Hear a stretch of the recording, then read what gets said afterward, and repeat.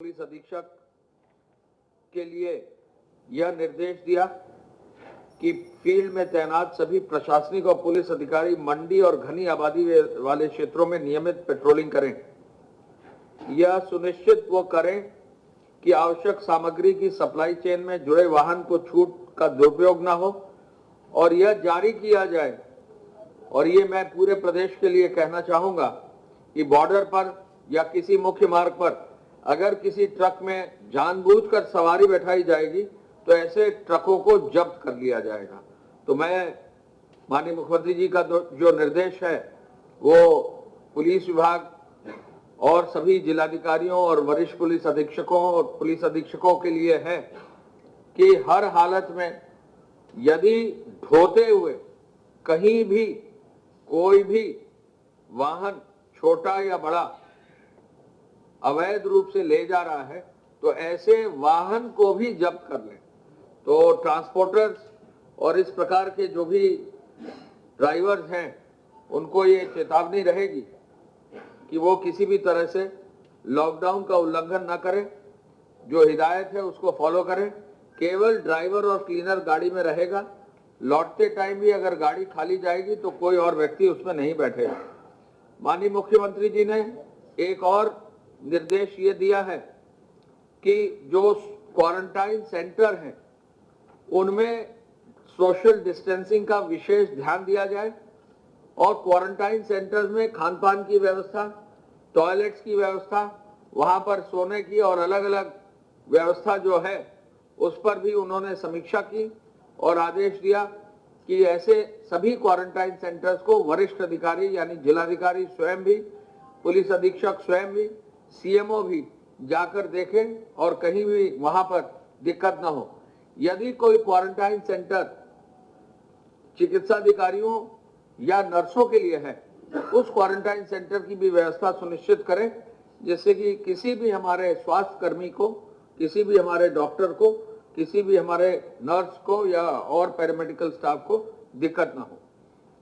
माननीय मुख्यमंत्री जी ने तीसरा महत्वपूर्ण निर्णय आज ये दिया है कि 20 से अधिक जो कोरोना पॉजिटिव के जनपद हैं वहां एक वरिष्ठ प्रशासनिक अधिकारी प्रदेश स्तर से जाएगा, एक वरिष्ठ स्वास्थ्य अधिकारी स्वास्थ्य विभाग के माध्यम से जाएगा और ऐसे जनपदों में ये जो अधिकारी सीनियर जाएंगे ये कम से कम एक सप्ताह कैंप करेंगे और एक सप्ताह जनपद में कैंप करते हुए वहां की पूरे लॉकडाउन की व्यवस्था, वहां के स्वास्थ्य संबंधी कार्यों की व्यवस्था, वहां पर जो भी कैंप संचालित हो रहे हैं उनकी भी व्यवस्था देखेंगे। निर्देश दिया कि जो 20 पद हैं में आईजी या डीआईजी नहीं है और ऐसा वरिष्ठ कोई पुलिस तो आईजी स्तर का भी एक अधिकारी जो है ऐसे जनपदों में भेजा जाएगा। इस पुलिस अधिकारी के लिए भी लॉकडाउन की व्यवस्था को प्रभावी ढंग से लागू करने का निर्देश उनके द्वारा दिया गया। तो 20 से अधिक कोरोना पॉजिटिव के करीब 15 जनपद आज है, लेकिन नोएडा में सीओ ग्रेटर नोएडा पहले से समीक्षा कर रहे हैं तो उसको छोड़कर बाकी 14 जनपदों में वरिष्ठ प्रशासनिक अधिकारी और स्वास्थ्य विभाग के लिए 15 अधिकारी जो है फील्ड में जाएंगे। माननीय मुख्यमंत्री जी ने community kitchen, door step delivery, खाद्यान्न वितरण की नवीनतम जानकारी भी ली है और मुझे बताने में बहुत प्रसन्नता इस बात की है कि जो खाद्यान्न वितरण का अभी तक काम हुआ है उसमें काफी मात्रा में अब खाद्यान्न द्वितीय चक्र में बंट गया है। अब तक राशन कार्ड जो है 3,56,00,000 है, जिनमें से 3,14,00,000 यानी 88% राशन कार्ड पर द्वितीय चक्र में खाद्यान्न बंट गया है। अर्बन एरिया में भी बंट गया है और रूरल एरिया में भी बंट गया है और जो 14,33,00,000 यूनिट्स है उनमें से 13,10,00,000 यूनिट पे यानी 91% यूनिट पर भी खाद्यान्न जो है दिलवा दिया गया है और जो 7,10,000 मेट्रिक टन का खाद्यान्न का अलॉटमेंट है उसमें से 6,55,000 मेट्रिक टन यानी 92%, 92.29% खाद्यान्न उठा लिया गया है। तो द्वितीय चक्र में भी खाद्यान्न वितरण में कहीं कोई कमी नहीं रही है और इसके लिए भी माननीय मुख्यमंत्री जी ने जो है समीक्षा आज की और इसको भी कंप्लीट करने का निर्देश दिया। उन्होंने यह भी कहा कि आज एक महत्वपूर्ण निर्णय है कि 1 मई से प्रारंभ होने वाले खाद्यान्न वितरण के कार्यक्रम में यह सुनिश्चित किया जाएगा कि पुराने राशन कार्ड धारकों के साथ साथ नए राशन कार्ड धारकों को भी खाद्यान्न उपलब्ध कराया जाए और 1 मई से फिर से खाद्य और रसद विभाग के प्रमुख सचिव को निर्देश दिया है कि अंत्योदय के कार्ड धारक को 20 किलो प्रति कार्ड गेहूं और 15 किलो प्रति कार्ड चावल, कुल मिला के 35 किलो जो है प्रति कार्ड खाद्यान्न दिया जाए और बाकी अन्य श्रेणी में जो लाभार्थी हैं मनरेगा, पंजीकृत निर्माण श्रमिक, ठेला खोंचा, ई रिक्शा वाले श्रमिक, सभी को प्रति यूनिट जो है 3 किलो गेहूं और 2 किलो चावल यानी 5 किलो खाद्यान्न प्रति यूनिट उनको भी दिया जाए। ये एक बहुत महत्वपूर्ण निर्णय है कि फिर से द्वितीय चक्र में निःशुल्क जो है खाद्यान्न की व्यवस्था 1 मई से की गई। मुख्यमंत्री जी ने यह भी निर्देश दिया है कि शेल्टर होम, कम्युनिटी किचन को नियमित तौर पर सैनिटाइज भी किया जाए। शेल्टर होम में रह रहे सभी व्यक्तियों का पूल टेस्ट भी किया जाए और कम्युनिटी किचन में गुणवत्ता भी भोजन का दिया जाए। जो मुख्यमंत्री जी की पीड़ित सहायता कोष कोविड फंड, केयर फंड स्थापित करने की बात का जो आदेश हुआ है, इस फंड के धनराशि के उपयोग के लिए कोविड से बचाव और उपचार के लिए फंड की धनराशि को टेस्टिंग, L1, L2, L3 अस्पतालों के व्यवस्था, सुदृढ़ीकरण, लॉजिस्टिक और पीपीई किट और N95 मास्क के लिए भी निर्देश पुनः आज दिया गया है। फंड की धनराशि से पीपीई क्रय करते हुए इमरजेंसी सेवाओं में प्रारंभ करने के लिए जिलाधिकारियों को और जिले के मुख्य चिकित्सा अधिकारियों को भी निर्देशित किया गया है। उनके द्वारा यह भी आदेश किया गया है कि संक्रमण सभी जनपदों में कहीं ना हो, ऐसे में उन जनपदों में विशेष रूप से ध्यान रखा जाए जहां संक्रमण का प्रभाव है और वहां पीपीई और N95 मास्क का अवश्य उपयोग किया जाए। माननीय मुख्यमंत्री जी ने टेलीमेडिसिन पर फिर से निर्देश दिया है चिकित्सा स्वास्थ्य विभाग को कि ऐसे लोगों के नंबर, डॉक्टर्स के नंबर जो है वो प्रचारित किए जाए जो टेलीफोन पर उपचार का परामर्श दे सकते हैं और घर बैठे चिकित्सकीय व्यवस्था की कार्रवाई सुनिश्चित की जाए। उन्होंने इमरजेंसी सेवा के अलावा उसमें जो प्रोटोकॉल है उसके लिए भी निर्देश जारी किए हैं। मुख्यमंत्री जी ने गेहूं खरीद और विभिन्न गतिविधियों की भी आज समीक्षा की। उनको बताया गया कि लगभग 5,200 में से 4,000 से अधिक गेहूं क्रय केंद्र में गेहूं की क्रय की कार्रवाई अब चालू हो गई है। कृषि सचिव ने, कृषि के प्रमुख सचिव ने बताया कि पूरे प्रदेश में, और ये रिकॉर्ड है और ये आप नोट कर लीजिए, उर्वरक के यानी फर्टिलाइजर के 53,000 आउटलेट्स काम कर रहे हैं। 53,000 आउटलेट्स फर्टिलाइजर के प्रदेश में इस समय काम कर रहे हैं। आप सबको मालूम है कि जायद की फसल की जो है कार्रवाई हो रही है। जायद फसल भी लगभग 99% जो है फसल लग गई है। तो फसल में फर्टिलाइजर की आवश्यकता है तो 53,000 फर्टिलाइजर के आउटलेट्स चल रहे हैं। 37,000 पेस्टिसाइड्स के यानी दवा के जो है कृषि रक्षा के लिए दवा के दुकानें चल रही हैं और बीज के 36,000 सेल पॉइंट्स आज की तारीख में चल रहे हैं। ये भी एक बहुत तेजी से काम हुआ है। जायद की फसल में अब तक 8.12 लाख हेक्टेयर बुआई हो गई है और मात्र 2 लाख हेक्टेयर बुआई जो है मात्र जो है 2% बुआई पेंडिंग है। मेंथा की फसल में भी बुआई हो गई है और लगभग 2 लाख हेक्टेयर में मेंथा की भी बुआई पूरी कर ली गई। आज यह बताया गया कि जो मनरेगा की धनराशि भारत सरकार से आनी थी, वित्त सचिव ने बताया कि मनरेगा की धनराशि जो पहले एडवांस में राज्य सरकार ने 681 करोड़ दे दी थी, उसके अलावा भी 1227 करोड़ रुपया मनरेगा में प्रदेश सरकार को मिला है, जो कार्यों के निष्पादन के लिए है। मनरेगा के कार्यों के निष्पादन के लिए इस धनराशि को भी तत्काल ग्राम पंचायतों को उपलब्ध कराने की कार्रवाई कर ली गई है और बहुत तेजी से इस पर भी काम किया जा रहा है। प्रधानमंत्री किसान सम्मान योजना निधि के अंतर्गत भी लगभग 4100 करोड़ रुपए की धनराशि अब तक बांट दी गई है और हर हालत में 2 करोड़ से अधिक किसानों को ये धनराशि भेज दी गई है। माननीय मुख्यमंत्री जी ने नोडल अधिकारियों के कार्यों की भी समीक्षा की और यह कहा कि नोडल अधिकारी केंद्र सरकार के दिशा निर्देशों के अनुरूप जो है अपनी समीक्षा प्रत्येक प्रदेश में करें। उन्होंने मुख्यमंत्री जी ने यह भी निर्देशित किया कि जो हमारे अप्रभावित जनपद हैं, जहां पर डीएम्स ने, जिलाधिकारी ने अलाउ किया है, वहां औद्योगिक इकाइयों के संचालन के लिए भी एक प्रोटोकॉल बना के कार्रवाई सुनिश्चित की जाए। औद्योगिक इकाइयों में सोशल डिस्टेंसिंग निर्धारित हो और किसी भी सूरत में जो है वहां पर काम करने की अनुमति में कोई दिक्कत नहीं होनी चाहिए। जिलाधिकारियों को ये निर्देश उन्होंने दिया है। जो औद्योगिक इकाई हैं उनमें थर्मल स्कैनर भी कार्मिकों की व्यवस्था कर ली जाए और कार्मिकों के भोजन और रहने की व्यवस्था भी उनके परिसर में रहेगी, यह उन्होंने निर्देशित किया है। तो ऐसे में जो है बहुत सारे निर्णय आज माननीय मुख्यमंत्री जी के स्तर पर लिए गए हैं।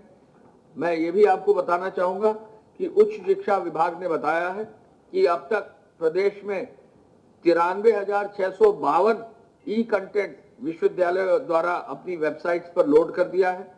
लगभग 6,80,000 विद्यार्थियों ने इसका प्रयोग कर लिया है। 12,159 शिक्षकों द्वारा ऑनलाइन क्लास टाइम टेबल का जो है वेबसाइट पर प्रदर्शित कर दिया है। कुल मिलाकर 2,65,442 ऑनलाइन कक्षाएं संचालित कर ली गई हैं और साथ साथ प्रतिदिन लगभग 1,68,000 विद्यार्थी भी अब प्रतिभाग ऑनलाइन कर रहे हैं। बहुत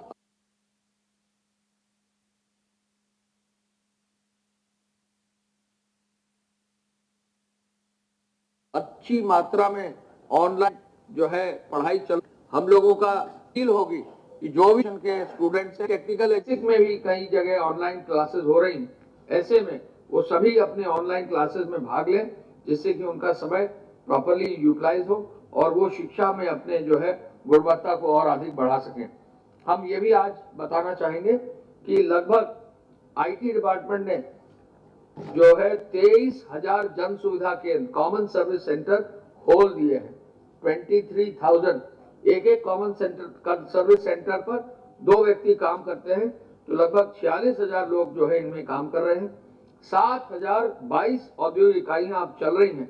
लगभग 1,26,000 लोग इन औद्योगिक इकाइयों में कार्य कर रहे हैं।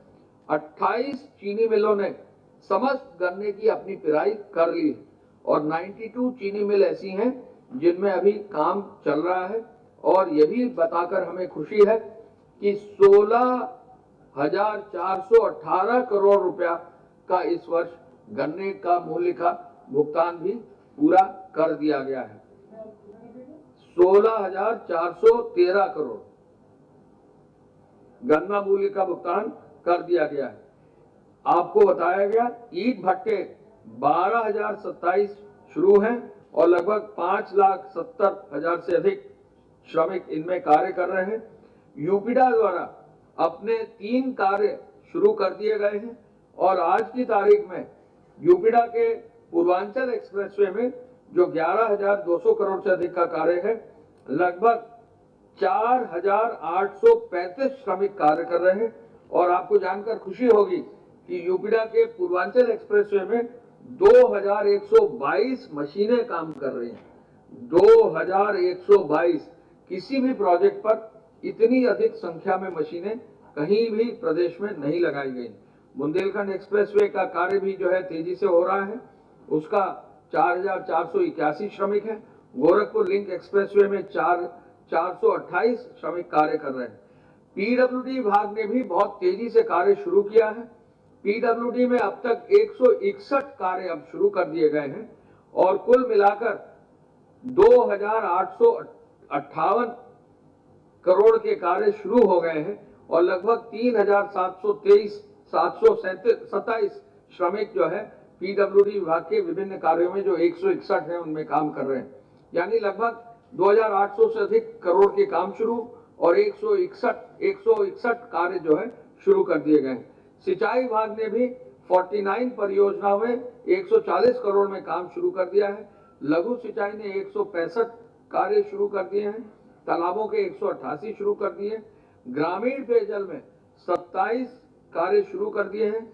नगर विकास की अमृत योजना में 34 कार्य शुरू कर दिए गए हैं और एक बहुत अच्छा जो प्रोग्रेस आई है वो भी हम आपको बता दें। पंचायती राज में अब तक कल 30,000 से आज 43,313 43,313 काम ग्रामों में शुरू करते हुए लगभग 15,612 ग्राम पंचायतों में काम शुरू किया है और 3,36,043 कुशल श्रमिक अकुशल श्रमिक सब मिलाकर कार्य कर रहे हैं। यानी पंचायती राज विभाग में ही 3,36,000 से ज्यादा श्रमिक आज की तारीख में काम कर रहे हैं और लगभग 15,612 गांव सभा में काम भी शुरू हो गया है। आवास विकास विभाग में भी 2 कार्य, एक कार्य जो है वाराणसी विकास प्राधिकरण का और एक कार्य जो है प्रयागराज विकास प्राधिकरण का शुरू हो गया है। कोविड-19 के अंतर्गत राजस्व विभाग के अनुसार हमारे यहाँ अब जो क्वारंटाइन सेंटर्स पे काम हो रहा है उसमें जो है 5,247 क्वारंटाइन सेंटर्स में अभी भी लोग जो है बाकी हैं, जिनको भली भांति देखा जा रहा है और जिनको आगे जो है 14 दिन पूरा करने पर होम क्वारंटाइन पे जो हमारे प्रदेश के हैं उनको नियमित रूप से भेजा जा रहा है। मैं पुनः इस अवसर पर बताना चाहूंगा कि हमारे प्रदेश में उन जिलों में जहां 20 या 20 से अधिक कोविड पॉजिटिव पाए गए हैं, माननीय मुख्यमंत्री जी ने विशेष आदेश किए हैं कि वरिष्ठ प्रशासनिक अधिकारी, स्वास्थ्य विभाग के अधिकारी और पुलिस अधिकारी उन जनपदों में जाएंगे। और मैंने आपको यह भी बताया कि निर्माण कार्य में बहुत अधिक तेजी आई है और कई जनपदों में अच्छा निर्माण कार्य शुरू हुआ है। उद्योग विभाग के जो भी औद्योगिक इकाइयां हैं, जिन जनपदों में अनुमति है वहां के जिलाधिकारी अपनी परमिशन दे दें, उद्योग के सभी लोग वहां जाकर अपनी परमिशन भी ले लें। ये निर्देश सभी को दिया गया है। मैं प्रमुख सचिव स्वास्थ्य से चाहूंगा कि कृपया आप अपने विवरण उपलब्ध। धन्यवाद। इस समय तक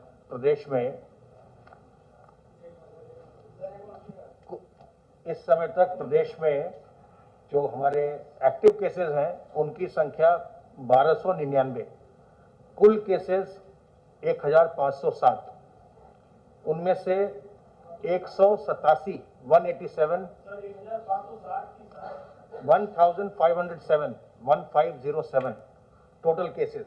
इनमें से एक्टिव केसेस 1299, जो हम पूरी तरह उपचारित होकर डिस्चार्ज हो चुके उनकी संख्या 187 और जो जिनके दुर्भाग्यपूर्ण मृत्यु हुई है उनकी संख्या 21। तो इससे आप ये देखेंगे कि जो ठीक होकर के डिस्चार्ज हो रहे हैं उनकी संख्या लगातार अब बढ़ती जा रही है और हमारी ये पूरी कोशिश है, जो हमारा 3 टियर आर्किटेक्चर है उसके माध्यम से हमारी ये पूरी कोशिश है कि हम लोगों को सही समय पर सही चिकित्सा उपलब्ध करवाएं, जिससे कि वो उपचारित होकर के वापस स्वस्थ होकर अपने घर लौट सकें। टोटल जनपद 56, इनमें से जो एक्टिव केसेस जिनमें रह गए वो केवल 45। 11 जिले ऐसे हैं जिनमें एक्टिव केसेस नहीं हैं। इनमें एक्टिव केसेस 0 है। जो भी केसेस आए थे उनका उपचार हो गया, वो डिस्चार्ज हो गए। तो आज की तारीख में उनमें एक्टिव केसेस नहीं है। तो केवल 45 जिलों में इस समय एक्टिव केसेस हैं, 30 जनपदों में एक्टिव केसेस नहीं है। जो तबलीगी जमात से या उनके संपर्क में आए या जो उनके कॉन्टैक्ट्स हैं, उस तरह की कुल संख्या जो है वो 938। तो इस प्रकार से आप देख रहे हैं कि लगातार निरंतर लोग स्वस्थ होकर के लोग अपने घर जा रहे हैं। और जैसा हम लोग बार बार शुरू से कह रहे हैं कि इस बीमारी से घबराने की आवश्यकता नहीं है, इससे हमें सावधान रहना है। और जो आपका सहयोग मिल रहा है, जो आपके माध्यम से हम लोग बार बार लोगों से अनुरोध कर रहे हैं, और लोग बाग जब भी बाहर निकल रहे हैं अपने चेहरे को कवर करके चल रहे हैं, फेस कवर लगा रहे हैं, मैं समझता हूं कि हमें इसका भी लाभ अपने प्रदेश में मिल रहा है। और इस यही वजह है कि अब हमारे जो नंबर्स हैं वो स्टेबलाइज हो गए और उनमें थोड़ी कमी भी हमको देखने को मिल रही है। जो टेस्टिंग की बात होती है, टेस्टिंग हमारे यहाँ कल जो है कुल 3737 सैंपल भेजे गए। 3737 सैंपल्स जिलों से कलेक्ट करके भेजे गए प्रयोगशालाओं को, और प्रयोगशालाओं ने कल यहाँ रिकॉर्ड टेस्टिंग की है। 3955 सैंपल टेस्ट किए गए। तो जो हमारा जो बैकलॉग पड़ा हुआ था, अब वो भी धीरे धीरे हमारा क्लियर हो रहा है। पूल टेस्ट लगातार चल रहा है, और पूल टेस्ट में अब KGMU Lucknow, SGPGI Lucknow, Lala Lajpat Rai medical college Meerut और मेडिकल कॉलेज सफई, 4 प्रयोगशालाओं के द्वारा कल पूल टेस्ट किए गए। और पूल टेस्ट में कुल मिलाकर के 812 सैंपल पूल के द्वारा टेस्ट किए गए। जो लोग आइसोलेशन वार्ड्स में इस समय एडमिटेड हैं, उनकी संख्या है 1584, 1584। और क्वारंटाइन फैसिलिटी में मरीजों की संख्या, जिनको हम लेकर आते हैं, जो पॉजिटिव के कांटेक्ट होते हैं या जिनमें थोड़े बहुत विलक्षण दिखाई पड़ते हैं, उनकी संख्या 11,826। क्वारंटाइन बेड्स की संख्या बढ़कर के 16,869 हो गया है, जिसको हमने अरेंज किया हुआ है लोगों के लिए 16,869। और आइसोलेशन बेड्स की संख्या हमारी अभी लगभग 10,000 है। आवश्यकता पड़ने पर इसको हम और एक्सपेंड करेंगे। तो ये कुछ आंकड़े आपके सामने मुझे रखने थे। और जैसा आपको अभी अपर मुख्य सचिव सूचना ने बता दिया है कि माननीय मुख्यमंत्री जी ने कहा है कि निर्देशित किया है कि जहां भी 20 या ज्यादा केसेस हैं, वहां पर एक वरिष्ठ प्रशासनिक अधिकारी, चिकित्सा विभाग का एक वरिष्ठ अधिकारी भेजा जाएगा। उसकी हम लोग तैयारी कर रहे हैं। आज ये आदेश जारी हो जाएंगे किनको किनको किन जिलों में जाना है, और वो कल वहां पहुंच जाएंगे। धन्यवाद। मैं 2 चीजें प्रमुख सचिव स्वास्थ्य बैठे हैं ये बताना चाहूंगा। एक तो टेस्टिंग की जो मुख्यमंत्री जी ने निरंतर मॉनिटरिंग मजबूती से की है, तो सर का मार्गदर्शन था कि टेस्टिंग अब 3। तो इस वक्त आपको बता दें, यूपी में कोरोना के 1299 एक्टिव केस हैं, 1500 से ज्यादा कुछ कुल केस, और 21 लोगों की अब तक उत्तर प्रदेश में जान गई है। 187 मरीज हालांकि ठीक भी हुए हैं। लेकिन बड़ी बात यह है कि कल से और ज्यादा स्ट्रिक्ट किया जाएगा एक्शन। बॉर्डर सील किए जाएंगे, बिना पास की अनुमति नहीं होगी।